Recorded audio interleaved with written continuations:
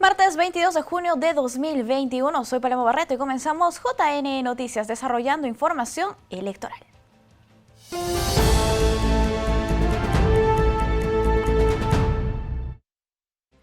Amigos, les contamos que el Pleno del Jurado Nacional de Elecciones culminó las audiencias públicas sobre apelaciones a actas observadas de la segunda elección presidencial del pasado 6 de junio. Veamos.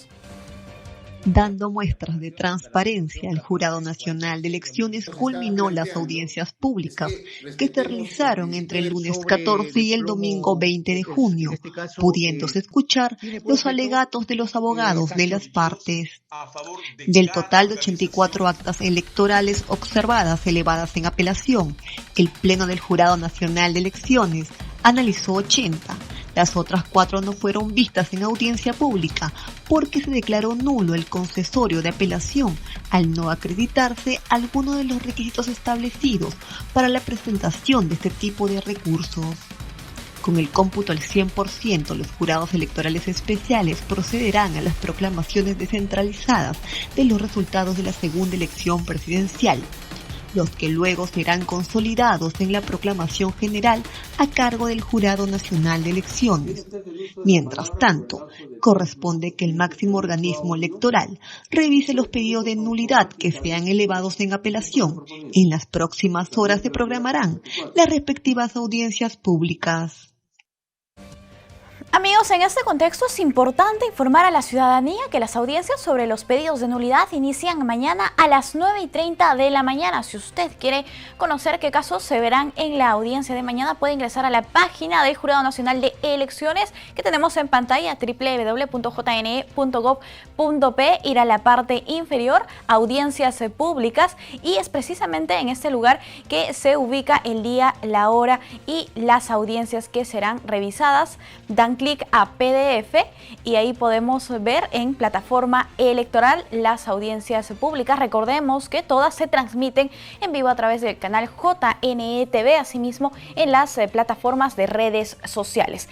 Para el día de mañana, como les comentaba, tenemos 10 expedientes. Uno del Jurado Electoral Especial de Pasco, el siguiente de Guari, Huaraz, Arequipa 1, Guari también. Vamos a seguir revisando otro de Pasco, de Chota, y seguimos revisando, por favor, también de Pasco, Chota, Huaraz. Recordemos que todas estas apelaciones de mesa de sufragio son del partido Fuerza Popular. Recuerden que serán televisadas a través de JNE TV. Bien, vamos con más información. El Congreso de la República tendrá por primera vez a 2 representantes del Distrito Electoral de peruanos residentes en el exterior. Ellos son de los partidos Renovación Popular y Fuerza Popular. Veamos. En las elecciones generales 2021, los peruanos residentes en el extranjero eligieron por primera vez a sus representantes, quienes serán su voz en el Congreso en el periodo 2021-2026, siendo 2 escaños los correspondientes para este nuevo distrito electoral. Según el reporte de la Central de Operaciones del Proceso Electoral, un total de 227.902 compatriotas acudieron a las urnas el 11 de abril para elegir a sus autoridades del Legislativo y fórmula presidencial. Asimismo, existió un ausentismo del 77.14% de peruanos en sus locales de votación en distintos países. Sobre los candidatos electos en estos comicios fueron 2 varones de las organizaciones políticas Renovación Popular y Fuerza Popular. Por el partido Renovación Popular, el ingeniero industrial Jorge Arturo Ceballos Aponte, quien obtuvo 4.619 votos válidos, nacido en el departamento de Piura y reside actualmente en Miami, Estados Unidos.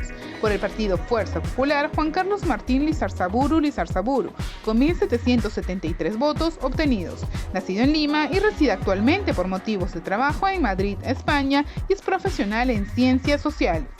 Ambos representarán en el Parlamento desde el 28 de julio a casi 1 millón de peruanos que residen fuera del territorio nacional. Amigos, por su parte, el presidente Francisco Sagasti señala que su gobierno aceptará la decisión democrática del Jurado Nacional de Elecciones respecto a la proclamación del nuevo mandatario o mandataria. En el marco de sus actividades oficiales, el presidente de la República, Francisco Sagasti, invocó a la ciudadanía a respetar y aceptar los resultados que el Jurado Nacional de Elecciones proclame sobre las elecciones de la segunda vuelta presidencial. Nuevamente, como lo he hecho repetidas oportunidades, un llamado a mantener la serenidad y la calma y el orden en momentos bastante críticos para nosotros, en las cuales los organismos electorales autónomos darán su veredicto una vez se culmine la revisión de todo aquello que tienen entre manos. El mandatario además señaló que su gobierno de transición respetará la decisión del máximo ente electoral y entregará las riendas al próximo presidente o presidenta de la República en julio. Hemos respetado escrupulosamente la autonomía de los organismos electorales y como me comprometí hace un tiempo, quien entre el 28 de julio habrá ganado la presidencia de la República tras un proceso limpio, tranquilo, ordenado, sin ningún tipo de disturbios que haya de una manera u otra modificado o afectado el proceso electoral. Destacó que las misiones de observación electoral también coinciden con que el proceso electoral se desarrolló de manera normal y con transparencia. No solo los organismos electorales, pero todas las misiones internacionales de observación electoral han confirmado que se trata de un proceso que se ha realizado sin tropiezos, de manera limpia y transparente. Y en relación a los votos impugnados y actas observadas de esta segunda vuelta, Jorge Jáuregui, experto en derecho electoral, afirmó que este proceso ha seguido el marco legal y constitucional correspondiente. Veamos su explicación en la siguiente nota. El abogado especialista en derecho electoral Jorge Jáuregui aseveró que las elecciones generales en su primera y segunda vuelta se han llevado a cabo de manera legal y constitucional. El proceso electoral y el desempeño de los organismos electorales ha estado exactamente dentro del marco legal y constitucional. En el proceso anterior también se dio, digamos, un tiempo posterior a la jornada electoral de segunda vuelta para procesar lo que vienen a ser estas actas observadas, ¿no?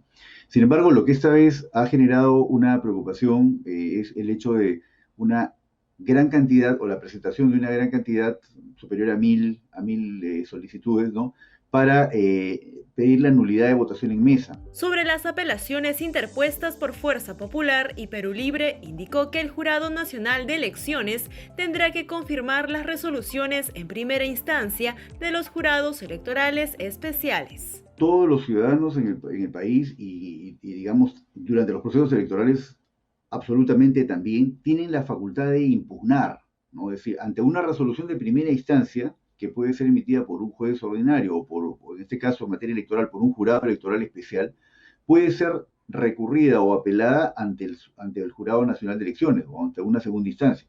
En el caso electoral, el Jurado Nacional de Elecciones es la última y definitiva instancia, es la máxima autoridad electoral.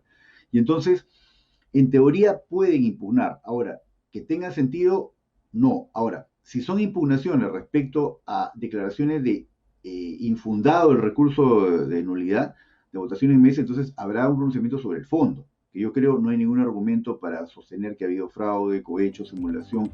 En ese sentido, manifestó que la gran cantidad de pedidos de nulidad han retrasado el proceso electoral, pero que las autoridades electorales ya han declarado improcedentes o infundados la mayoría.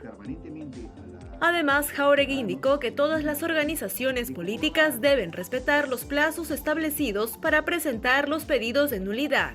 Porque en principio el plazo de 3 días lo establece el artículo 367 de la Ley Orgánica de Elecciones.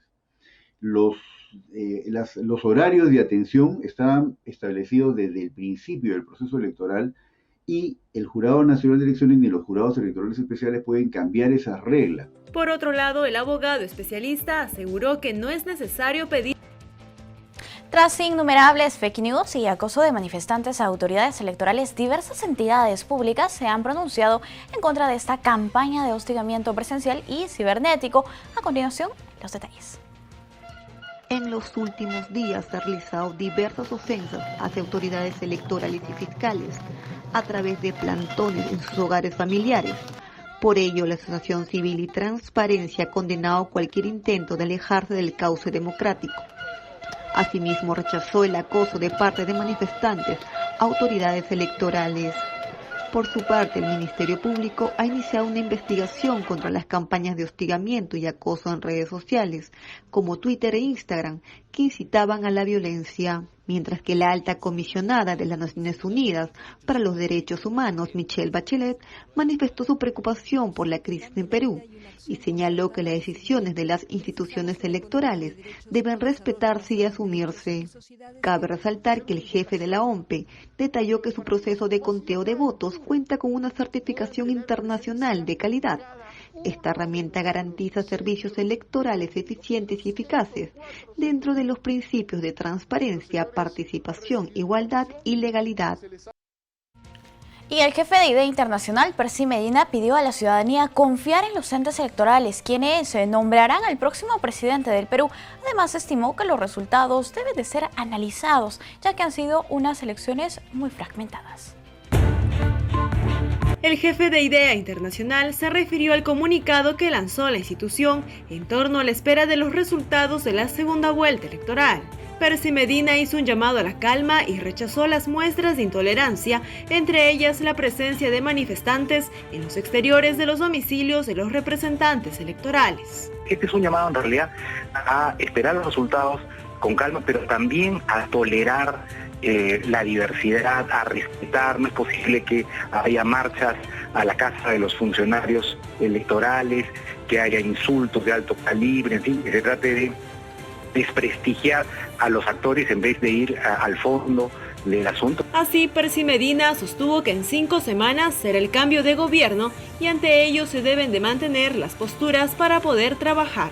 Por otro lado, señaló que los resultados electorales deben de ser analizados, puesto que hay un voto de reivindicación que merece ser analizado.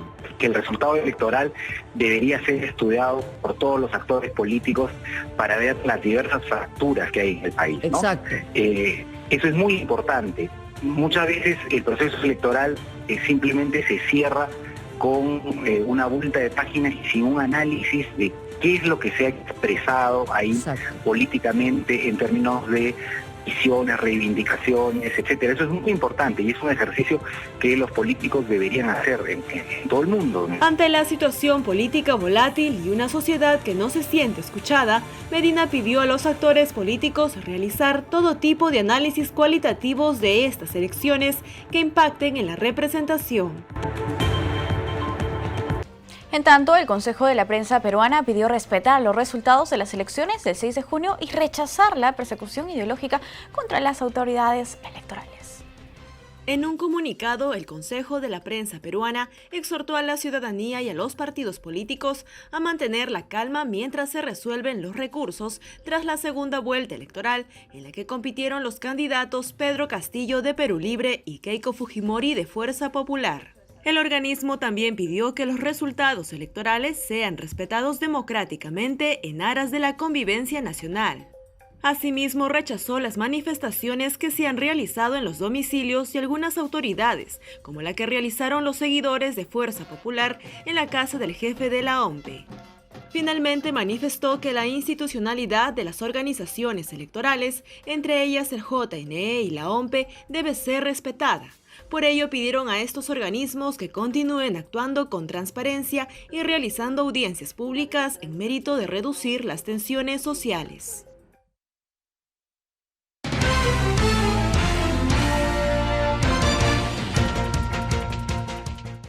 Amigos, en la entrevista electoral del día vamos a conversar con Sandro Macasi. Él es investigador y profesor del Departamento de Comunicaciones de la Pontificia Universidad Católica del Perú. Hablaremos sobre la polarización y reacción ciudadana tras el proceso electoral 2021. ¿Cómo está, señor Macasi? Bienvenido, muy buenos días. Buenos días, Paloma, gracias por la invitación. No, las gracias a usted por acompañarnos. A 38 días de celebrar el Bicentenario de la Patria nos encontramos más divididos que nunca y esto es realmente lamentable. El proceso electoral ha generalizado la polarización. En ese sentido, ¿cuál es la lectura que usted tiene del país actualmente? O sea, estos fenómenos de polarización no son de exclusividad del caso peruano, digamos, y hemos visto la polarización reciente en Estados Unidos, ¿no? Y en varias elecciones en Europa. Digamos, tienen mecanismos, tienen procedimientos. Es posible predecir la polarización, ¿no? Se requieren algunos ingredientes, es una receta, es una mezcla de cosas. En primer lugar, hay discursos extremos, ¿no?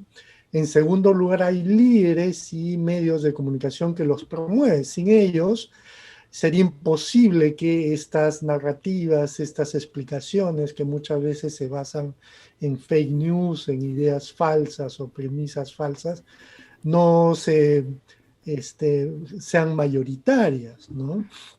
Entonces, normalmente en un proceso electoral, la mayor cantidad de personas que se encuentran en medio, que votan por uno u otro candidato, son equidistantes de estos discursos radicales, ¿no?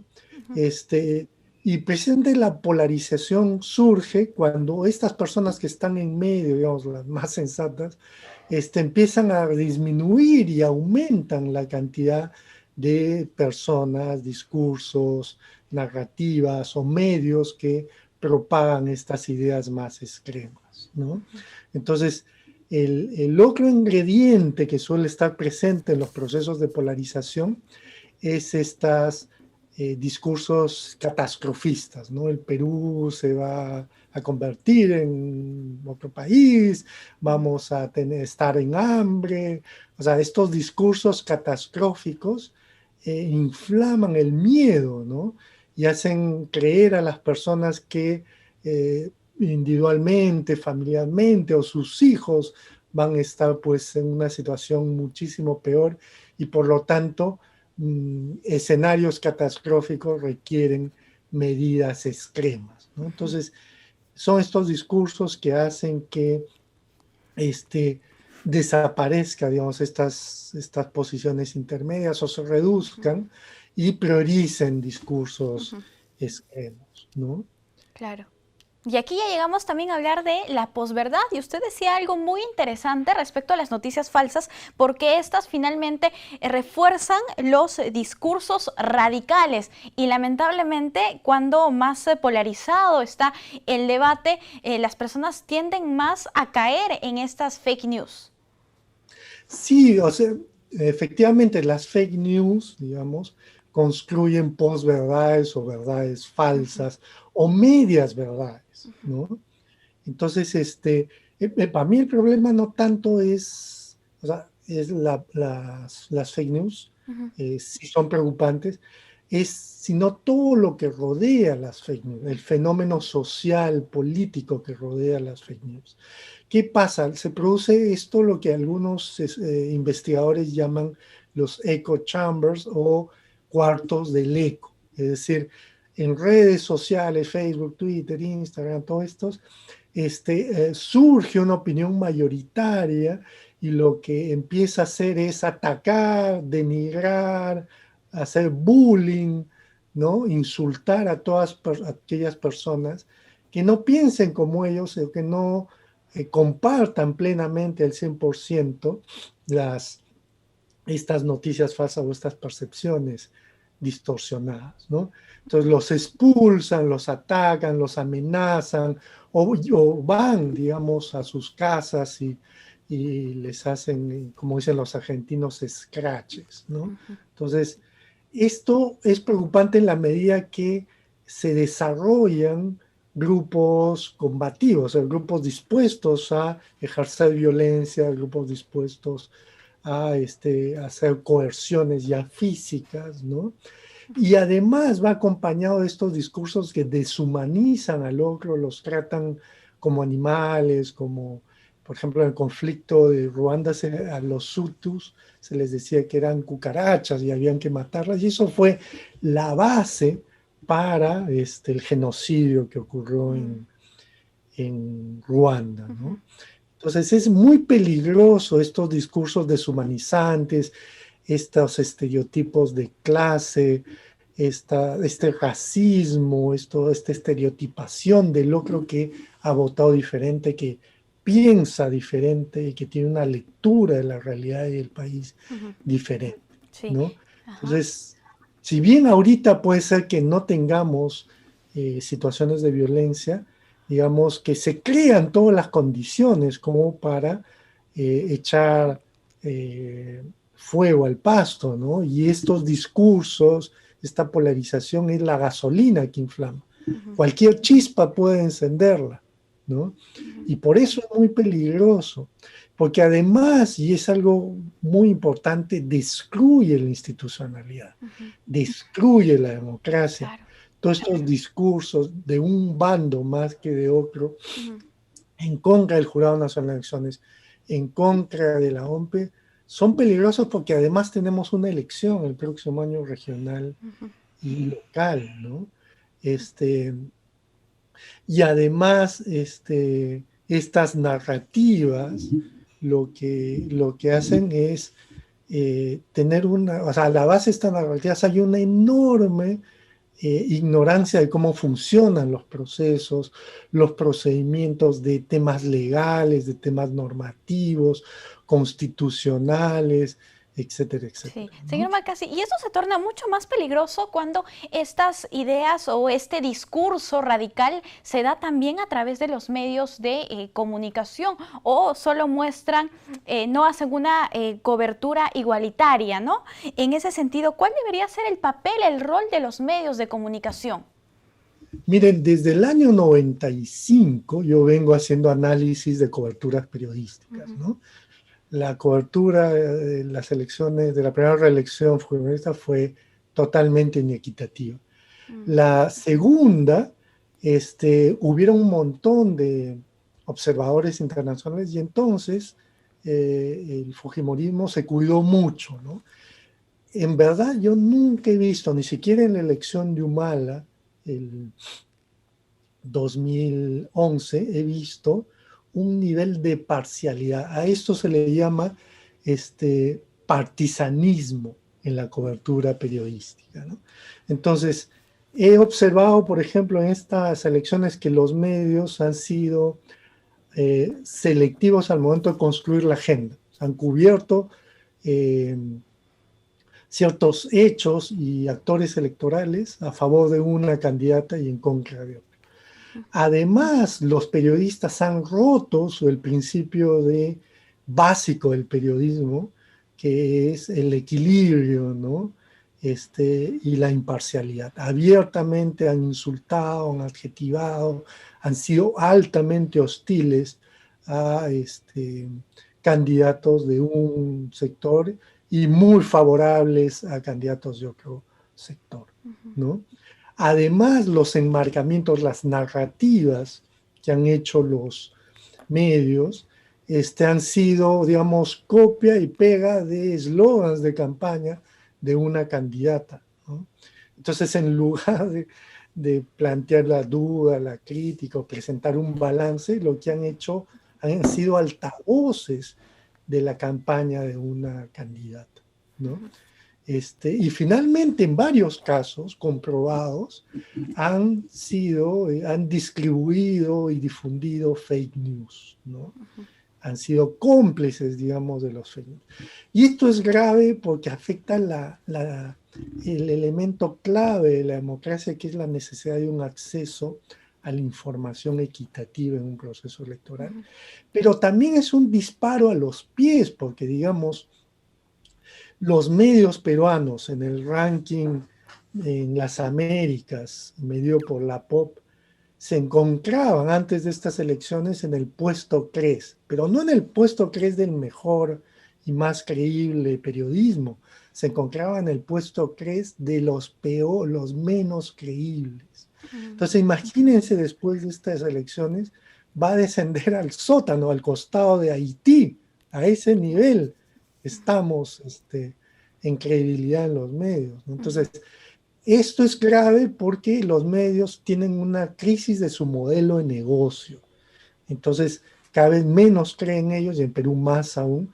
Entonces, ¿cómo van a sostener un periodismo de calidad y de credibilidad cuando lo que han hecho es un asalto, digamos, a los principios fundamentales del periodismo. Sí. Señor Macassi, algo que se ha visto bien dañado en este proceso, como usted mencionaba, la credibilidad de los medios y también se ha puesto en tela de juicio la transparencia de un proceso electoral y con eso la democracia peruana. Ahora, como peruanos, tenemos un arduo trabajo. ¿Cómo podremos volver a recuperar esa confianza que lamentablemente se ha visto mellada en estos últimos tiempos?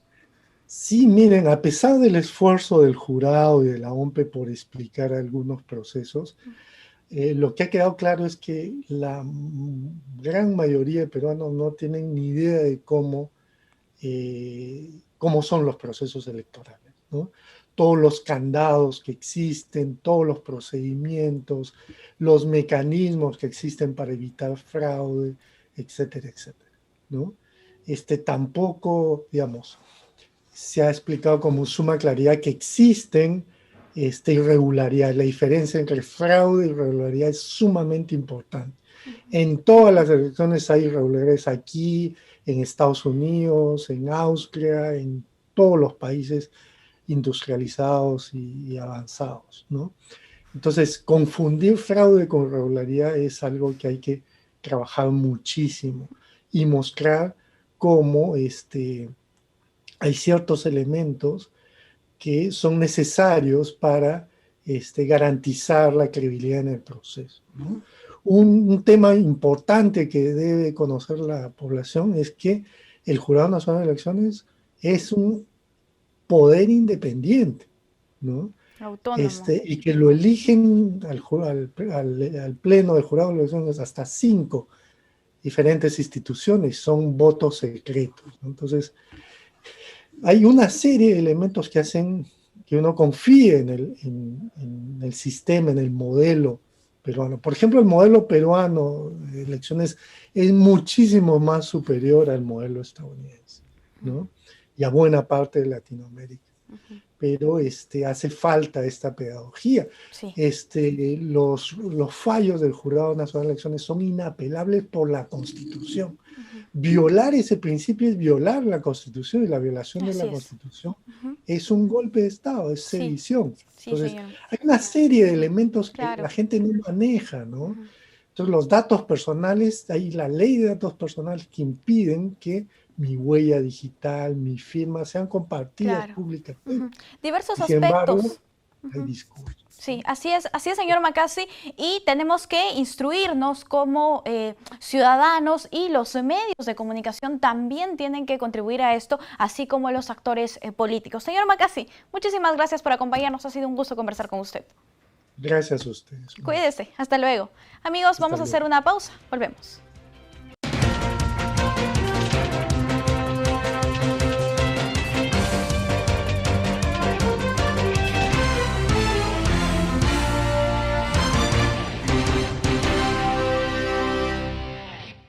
Amigos, estamos de vuelta, gracias por continuar con nosotros y rápidamente vamos a revisar un tuit que ha realizado hace unos minutos la Embajada de Estados Unidos en Perú. Dice: confiamos en las instituciones del Perú y esperamos trabajar con el nuevo gobierno una vez que el Jurado Nacional de Elecciones haya culminado su trabajo. Valoramos nuestra fuerte y duradera colaboración con el Perú basada en valores compartidos, respeto por el proceso democrático y el Estado de Derecho. De esta manera, entonces, se pronuncia también la Embajada de Estados Unidos en nuestro país en el marco de este proceso electoral a la espera de la proclamación de resultados del Jurado Nacional de Elecciones como corresponde de acuerdo a ley en nuestro país.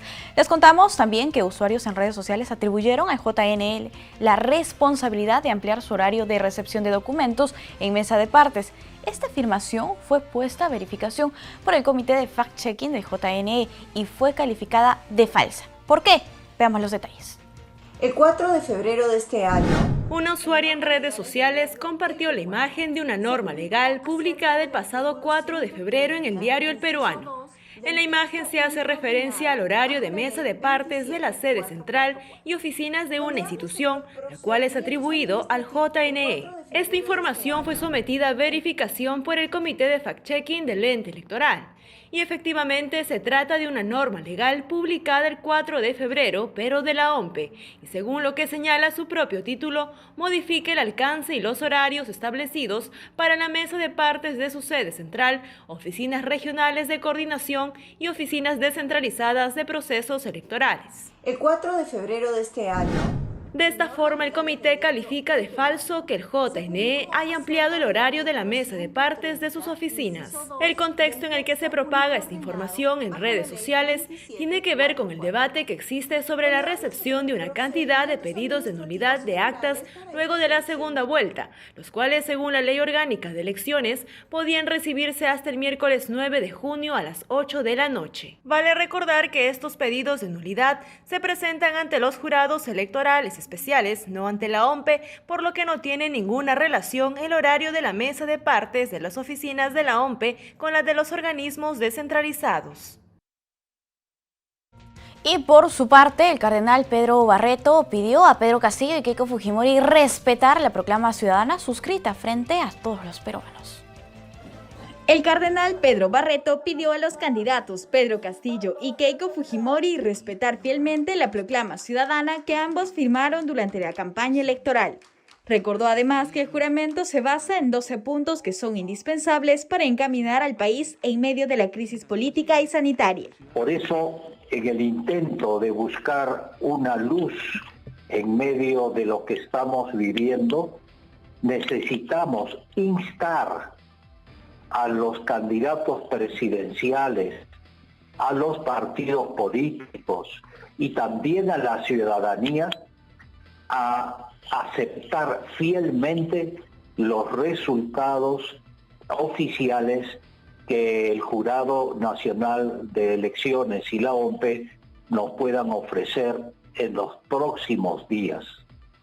En este sentido, yo invoco nuevamente a ambos candidatos que juramentaron el 17 de mayo pasado ante la ciudadanía, tocando la bandera nacional, que piensen en el Perú, que piensen que en las últimas instancias de confianza que nos quedan es en los organismos electorales que han llevado este proceso electoral. Explicó además que los ciudadanos deberán apoyar a quien salga elegido como presidente de la República.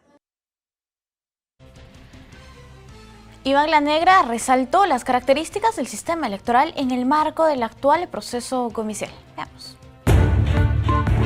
El secretario de la Asociación Civil Transparencia destacó la celeridad del Jurado Nacional de Elecciones en resolver expedientes en el marco de la segunda vuelta presidencial, ello para que se cumpla con el calendario electoral. Hay que recordar que el sistema electoral ha sido diseñado y construido precisamente para tener procesos rápidos. Hay muchas personas que se preguntan por qué los jurados actúan con tal velocidad, ¿no? Uno se acostumbra, digamos, a los juicios ordinarios, donde pasan a veces semanas, incluso meses, ¿no? Para atender una causa. Y lo demás, ¿no? Claro, pero eso no es así en el sistema electoral. El sistema electoral está diseñado para ser muy célere, porque como usted se dará cuenta, el calendario electoral es muy apretado. Entonces todas las etapas pues pasan muy rápido. Y también por esa razón tiene ese sistema lo que se llama etapas preclusivas, o sea, preclusión. Es un término legal que quiere decir sencillamente que una vez culminada una etapa ya no hay vuelta atrás. O sea, se van cerrando etapas y sencillamente se sigue avanzando de manera inexorable hasta el último punto, ¿no? Que es la proclamación de resultados. Asimismo, señaló que los fallos en materia electoral del Pleno del Jurado Nacional de Elecciones son inapelables. Los fallos en materia electoral pues no son revisables en sede judicial y tampoco, ¿no? Puede establecerse algún otro tipo de acción, ¿no? Que pueda, digamos, ir en contra del proceso. Ahora, también dice la Constitución, es muy importante, que los fallos, digamos, del Jurado Nacional de Elecciones en materia electoral son inapelables. O sea, no hay más, son irrevisables, ya no hay más, ¿no? Se cierra el sistema a través de ello. Ahora, desde luego, pueden también plantearse algún tipo de acción en el sistema judicial respecto a algún elemento del proceso, ¿no? Pero esas acciones no tienen impacto sobre el sistema electoral. O sea, el sistema electoral sigue con su curso y el proceso electoral electoral debe culminar con la dación de los resultados. Finalmente recordó que el máximo ente electoral culminará con el proceso electoral el día que se proclame el presidente o presidenta del país. Lo último que queda en el sistema electoral por resolver es el tema de los pedidos de nulidad. Una vez culminado eso, ya pues estará en condiciones el sistema electoral de poder proclamar resultados.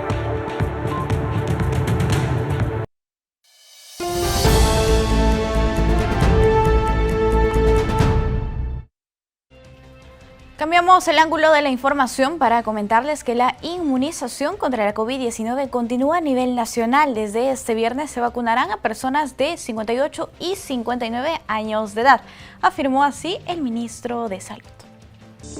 El ministro de Salud, Óscar Ugarte, anunció que la vacunación contra la COVID-19 dirigida a personas de 58 y 59 años comenzará este viernes 25 de junio. Asimismo, se continuará vacunando a la población de la franja de 56 y 57 años y así de manera descendente hasta llegar a los de 50 años. Ugarte señaló que es posible que hasta finales de julio ya se haya incluido a todos los de 50 años con las 2 dosis de la vacuna. Resaltó que a la fecha el país tiene garantizados 62 millones de dosis de vacuna, cifra superior a los 49 millones que se necesitan para inmunizar a los 24 millones de peruanos mayores de 18 años. Por lo tanto, la vacunación total, incluyendo a los niños y adolescentes de 12 en adelante, se podría hacer en el cuarto trimestre de este año. Bien, y presten mucha atención a la siguiente información porque el gobierno del presidente Francisco Sagasti pide a aquellos ciudadanos que se vacunaron en el exterior registrar sus datos en la web que aparece en pantalla. Estamos viendo el tuit del Ministerio de Salud en este momento y existe un link. Y entramos al link y precisamente esta es la plataforma que ha colocado el Ministerio de Salud, en este caso el Ejecutivo Nacional, para el registro de vacunas contra la COVID-19 aplicadas en el extranjero. Si te vacunaste contra la COVID-19 en otro país, registra tus datos en este formulario para actualizar el padrón de vacunación y ayudarnos a conocer el estado de nuestra salud pública. Es muy importante que aquellas personas que pudieron acceder a la vacuna en el extranjero puedan registrarse en este sitio. No solamente tienen que colocar el tipo de documento, el número de documento, fecha de emisión del DNI, a continuar, aceptar la política de privacidad y más adelante tendrán que llenar los datos acerca de este proceso de vacunación que siguieron en el exterior del país. Pongo el hombro por el Perú, yo me vacuno. Bien, ahora vamos a presentarles el microinformativo del Ministerio de Desarrollo e Inclusión Social. Adelante. En este instante presentamos el informativo MIDIS. ¿Cómo están? Hoy es martes 22 de junio del 2021. Estas son las principales noticias. Para mejorar las condiciones de 20 comedores del distrito de Pachacamac adscritos al programa de complementación alimentaria del MIDIS, la Iglesia de Jesucristo de los Santos de los Últimos Días donó kits con congeladoras, licuadoras, ollas, tinas y baldes, entre otros implementos. El acto de entrega se realizó en el Polideportivo Parroquial de Pachacamac. Fue presidido por Julio de Martini, representante del MIDIS, y contó con la presencia de representantes de la mencionada iglesia, de la Municipalidad Distrital y coordinadoras de base de los comedores. El programa Contigo viene elaborando una nueva plataforma de registro virtual para que las personas con discapacidad severa soliciten su afiliación y puedan acceder a la pensión no contributiva. Así lo informó Diana Prudencio Gamio, directora ejecutiva de este programa social del MIDIS. Estamos implementando un software que permita acercarnos a nuestras usuarias y usuarios para lograr que los procedimientos de afiliación y autorización de cobro sean más accesibles, más dinámicos y más rápidos. La propuesta tecnológica estará interconectada con los servicios de RENIEC, del Sistema de Focalización de Hogares SISFO y del Ministerio de Salud, permitiendo que las ciudadanas y los ciudadanos consulten en tiempo real el seguimiento de cada uno de sus trámites. La violencia física o psicológica genera rasgos de inseguridad, inestabilidad emocional y ansiedad en las personas. Así lo señaló el médico psiquiatra Raúl Cuadros en el programa Más Expertos que se emite por las redes sociales del programa Cuna Más. La violencia, sea física, sea psicológica, genera algunos rasgos en las personas que son muy comunes. Ellos son la inseguridad, por ejemplo. Personas que son ansiosas también. Personas que tienen una gran tendencia a la inestabilidad emocional.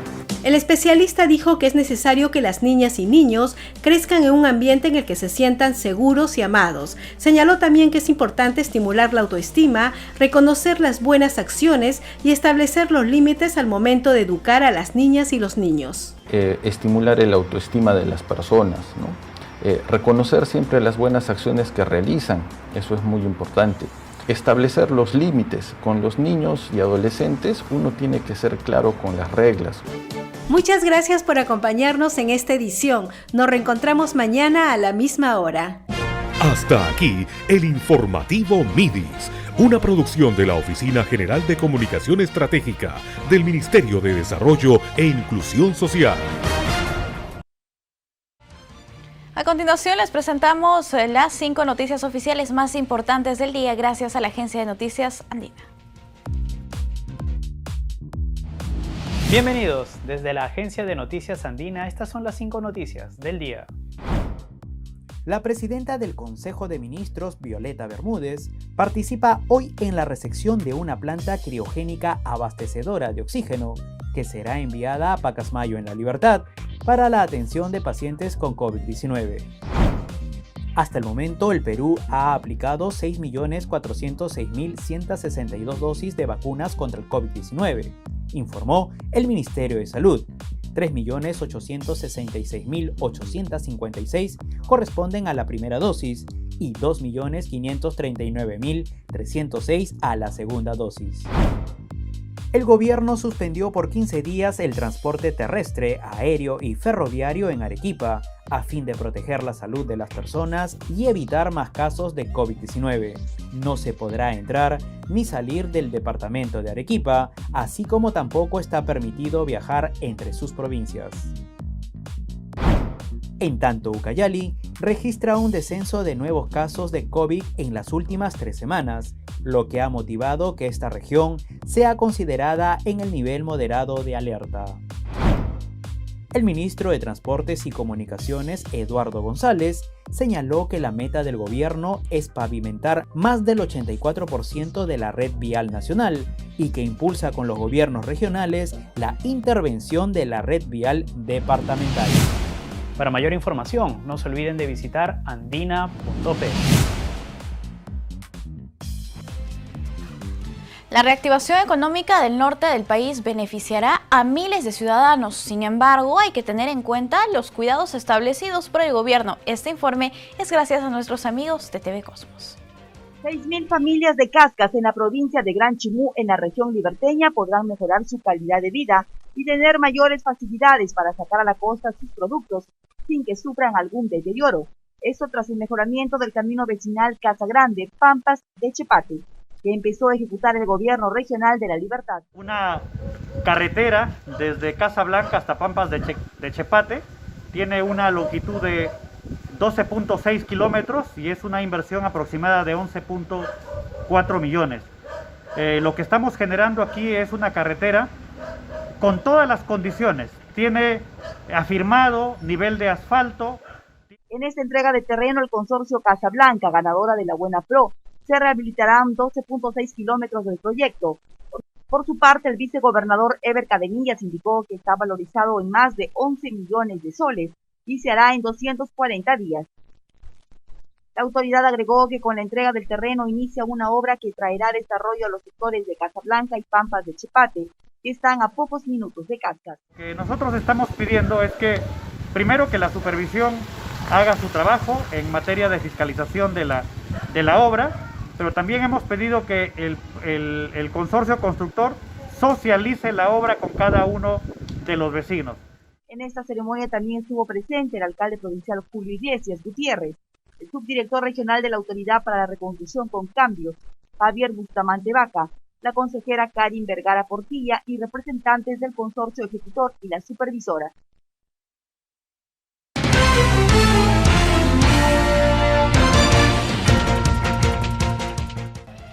Amigos, es momento de una entrevista. Hablaremos sobre la Semana de Innovación 2021 presentada por Concitec. Hoy nos encontramos con el director de Políticas y Programas de Ciencia, Tecnología e Innovación de Concitec. ¿Cómo está?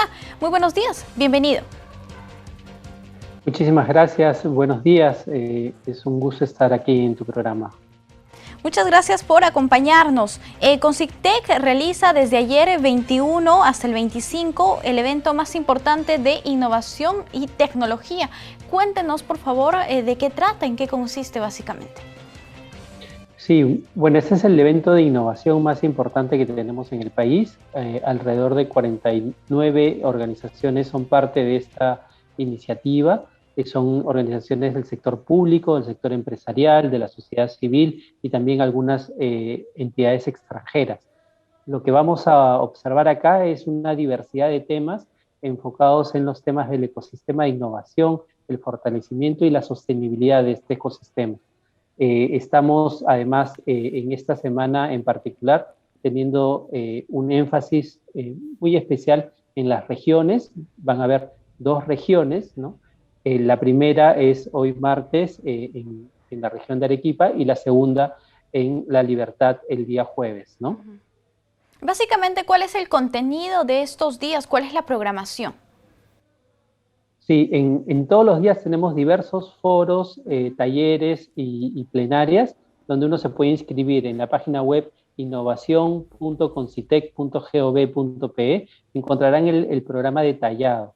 El primer día fue sobre todo sobre la vinculación empresa-academia, ¿no? El segundo día va a ser enfocado en Arequipa, el tercer día van a haber temas como innovación social, entre otros, el cuarto día va a estar enfocado en La Libertad y el quinto día va a ser la clausura, ¿no? Pero en general ustedes pueden encontrar muchísimos eventos que pueden ajustarse a sus intereses en temas de innovación. Básicamente, ¿en qué aspectos está centrada la agenda temática de estos días?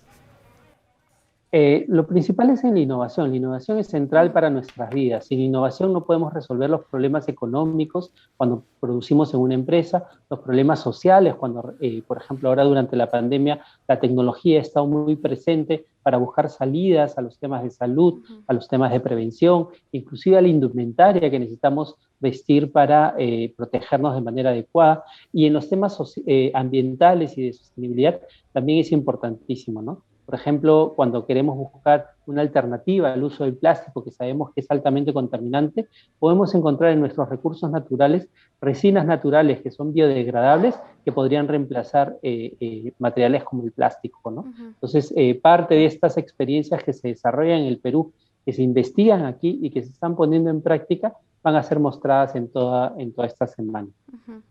En dicho evento también se expondrán experiencias para frenar la COVID-19 y esto definitivamente causa el interés de la población en el contexto de pandemia que estamos viviendo. ¿Podría darnos algunos detalles al respecto? Sí, hay un evento en particular en el cual se van a mostrar, por ejemplo, cómo se han desarrollado los CPAP. Los CPAP son unos ventiladores de alto flujo que fueron una tecnología desarrollada en el Reino Unido y que fue adoptada por una empresa y que ha desarrollado estos productos para ser utilizados en los hospitales en el Perú. También hay otras experiencias, por ejemplo, en el uso de filamentos metálicos dentro de la ropa que son antibacteriales y por lo tanto permiten tener la vestimenta mucho más adecuada para el tratamiento de enfermedades o cuando uno está expuesto a ciertas condiciones, digamos, no aptas para la salud. Y es ahí donde este tipo de innovaciones comienza a tomar importancia en contextos como el peruano, ¿no? Claro, definitivamente. ¿Esta semana está dirigida a todo el público en general o tienen que cumplir algunos requisitos en particular? Está abierta a todo el público, tenemos muchos interesados, ya en los primeros días hemos visto reuniones con muchos asistentes. Yo los invito a que se inscriban en la página web innovacion.concitec.gov.pe y además que busquen aquellos temas que son importantes, ¿no? Vamos a tener, por ejemplo, si eres un emprendedor, probablemente hayan espacios que sean de interés. La OEA está presentando una plataforma para vincular la creación de soluciones en la empresa con inversionistas. también tenemos varios casos que se presentan y que pueden ser del agrado y del interés de muchos emprendedores, sean emprendedores sociales, ambientales o productivos, ¿no? De repente, ¿le gustaría resaltar la participación de alguno de los ponentes en específico, participantes de este evento? Sí, ya hemos tenido exponentes, por ejemplo, de la cooperación coreana, que están trabajando en varias regiones en el país en temas de emprendimiento. Tenemos invitados internacionales en casi todas las ponencias. Tenemos los ministerios y también dónde están esas fuentes de financiamiento que son posibles acceder a través de ProInnovate y ProCiencia para los investigadores y los emprendedores. En fin, yo creo que digamos, tenemos para elegir dentro de nuestro interés muchísimas opciones. Entren a la página web y creo que ahí se inscriban para poder acceder, ¿no? Es totalmente virtual esta Semana de Innovación.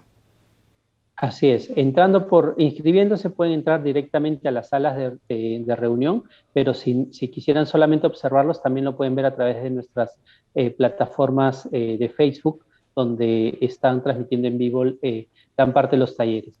Hay momentos en que hay talleres en simultáneo, por lo tanto, yo les sugeriría que se inscriban en nuestra web para participar directamente en alguno de estos.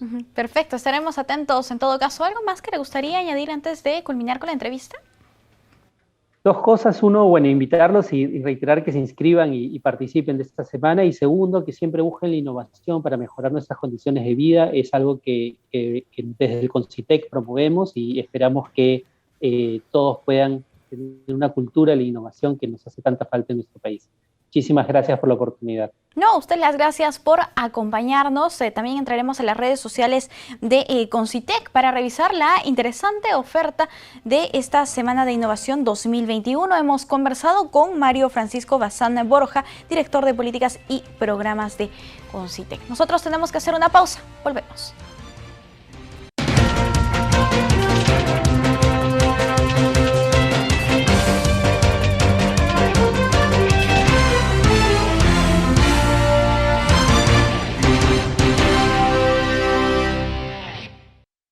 Amigos, rápidamente vamos a escuchar las declaraciones de la presidenta del Consejo de Ministros, Violeta Bermúdez, quien se refirió a la elección de los miembros del Tribunal Constitucional que viene realizando en este momento el Congreso de la República.